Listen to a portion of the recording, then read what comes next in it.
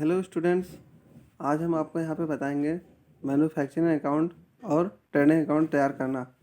कुछ फर्में ऐसी होती हैं जो वस्तुओं के क्रय विक्रय के अतिरिक्त वस्तुओं के निर्माण का कार्य भी करती हैं। जब वो निर्माण कार्य करती हैं तो उन्हें ज़रूरत पड़ती है कि उस निर्माण किए गए सामान का कास्ट ज्ञात कर सकें। तो कास्ट ज्ञात करने के लिए वो लोग मैन्युफैक्चरिंग अकाउंट तैयार करते हैं। मैन्युफैक्चरिंग अकाउंट तैयार करने के साथ ही उनको ट्रेडिंग अकाउंट भी तैयार करना पड़ता है, क्योंकि जो सामान उन्होंने तैयार किया है उसकी कास्ट निकालने के लिए उन्हें मैन्युफैक्चरिंग अकाउंट तैयार करना पड़ता है। और उसके बाद उसी सामान का जब वो क्रय विक्रय करते हैं तो क्रय विक्रय के बाद ग्रॉस प्रॉफिट ज्ञात करने के लिए उन्हें ट्रेडिंग अकाउंट तैयार करना पड़ता है। तो ऐसी फर्में जो निर्माण कार्य में भी लगी होती हैं उन्हें दो अकाउंट तैयार करना पड़ता है, एक मैन्युफैक्चरिंग अकाउंट, एक ट्रेडिंग अकाउंट। फिर उसके बाद प्रॉफिट एंड लॉस अकाउंट और बैलेंस शीट तैयार करना ही रहता है सबको। तो हम एक सामने क्वेश्चन रखे हुए, क्वेश्चन नंबर 7 है। निम्नलिखित विवरण के आधार पर 31 मार्च 2020 को समाप्त होने वाले वर्ष के लिए निर्माणी खाता तथा व्यापार खाता तैयार कीजिए। दोनों लैंग्वेज में क्वेश्चन रखा गया है, हिंदी और इंग्लिश में। मैन्युफैक्चरिंग अकाउंट के संबंध में हम आपको बता दें, मैन्युफैक्चरिंग अकाउंट के अंतर्गत में जो हमारे सामान का निर्माण करना रहता है उससे संबंधित पिछले वर्ष का ओपनिंग स्टॉक और इस वर्ष का रॉ मटेरियल, ये सारी चीज़ें आएंगी। आप क्वेश्चन को देख ले। कच्चे माल का क्रय 60,000, कच्चे माल का प्रारंभिक स्टॉक 10,000, निर्मित माल का क्रय 20,000, निर्मित माल का प्रारंभिक स्टॉक 5,000, निर्मित माल की विक्रय वापसी 2,000, निर्मित माल की क्रय वापसी 1,500, कच्चे माल की क्रय वापसी 500, चालू कार्य का प्रारंभिक स्कंद 7,000, चालू कार्य का अंतिम स्कंद 8,000, मजदूरी 4,500, गैस एवं पानी 1,000, कारखाने का किराया 500, शक्ति 600, स्टोर्स का उपयोग 700, कच्चे माल का अंतिम स्कंद 4,000, निर्मित माल का अंतिम स्कंद 8,000, कच्चे माल पर भाड़ा 1,800, निर्मित माल पर भाड़ा 600, निर्मित माल का विक्रय 1,20,000। दोनों भाषाओं में क्वेश्चन दिया गया है। इसको मैंने सॉल्यूशन के रूप में यहाँ पे लगा दिया है आपके लिए। ये क्वेश्चन नंबर 7 का सॉल्यूशन है। सबसे पहले आप मैन्युफैक्चरिंग अकाउंट तैयार करेंगे। ऊपर लिखेंगे फॉर द ईयर एंडेड 31 मार्च 2020 या जो भी ईयर रहे। तो आप मैन्युफैक्चरिंग अकाउंट में किसी भी तरह से फिनिश्ड गुड्स आपको यहाँ पे नहीं लेके आना।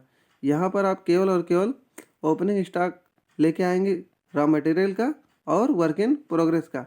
जो पिछले से लास्ट ईयर जो वर्क क्लोजिंग स्टॉक रहा है वो इस वर्ष का ओपनिंग स्टॉक बन जाता है। तो opening stock of raw material 10,000 दिया था क्वेश्चन में और वर्क इन प्रोग्रेस दिया 7,000। तो केवल प्रारंभिक जो रहेगा कच्चे माल का और चालू कार्य का प्रारंभिक रहती है और कच्चा माल ये 10,000 और 7,000, तो दोनों का ऐड करेंगे 17,000 हो जाएगा। उसके बाद हम इसमें देखें to purchase of raw material दिया है, क्वेश्चन में आपके दिया हुआ है। तो to purchase of raw material 60,000 minus return of raw material, जो हमने रॉ मटेरियल खरीदा था उसका रिटर्न भी हुआ था 500। दोनों लेस करेंगे, लेस करने के बाद 59,500 ये आपका परचेज ऑफ रॉ मटेरियल आ जाएगा। To stores, to rent of factory, to power, to freight on raw material, to wages, to water and gas.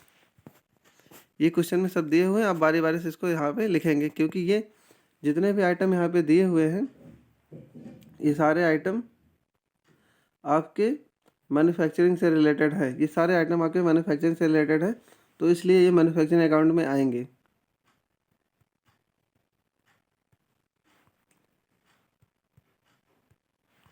दूसरी तरफ देखेंगे बाई क्लोजिंग स्टॉक। जैसे ही आप इस तरह ओपनिंग स्टॉक लिख रहे हैं रॉ मटेरियल का और वर्क इन प्रोग्रेस का, वैसे ही दूसरे साइड में आप by closing stock of raw material और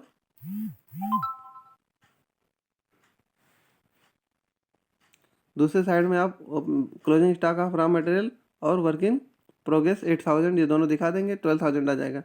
आप बैलेंसिंग फिगर के रूप में निकालेंगे, तो आपको यहाँ पे दिखाई पड़ेगा।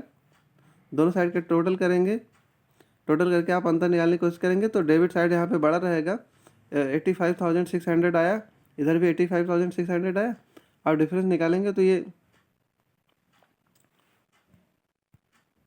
बैलेंसिंग फिगर के रूप में ये आपका अमाउंट आएगा 73,600। क्वेश्चन के आगे चलते हैं।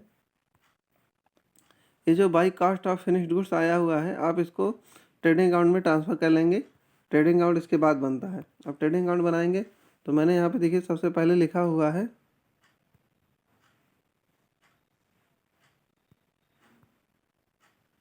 सबसे पहले मैंने यहाँ पे ऊपर की तरफ लिखा हुआ है टू बैलेंस कैरी डाउन। ये आपके मैन्युफैक्चरिंग अकाउंट का जो बैलेंसिंग फिगर आया था वो 73,600 यहाँ पर लिखा गया है।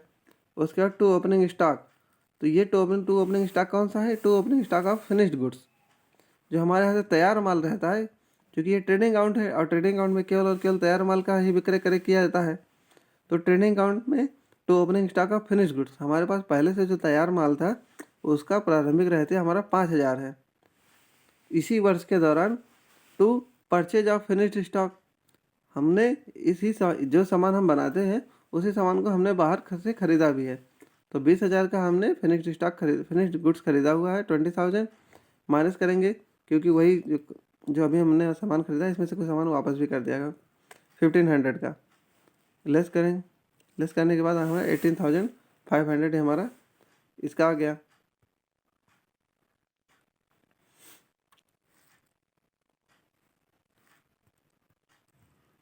जो सामान फिनिश्ड गुड्स के रूप में ख़रीदा जाता है वो उसके ऊपर जो भाड़ा दिया जाता है वो यहाँ पे आपका लिखा जाएगा to freight on finished goods.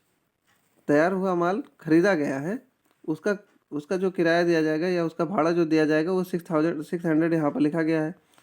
अगर रॉ मटेरियल पे भाड़ा दिया गया हो तो मैन्युफैक्चरिंग अकाउंट पे दिखाया जाएगा।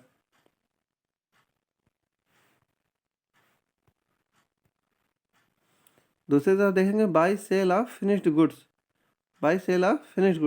1,20,000 का सेल किया गया है, उसमें से कुछ रिटर्न हुआ है 22,000 का, तो ये आपका आ गया है 1,18,000। और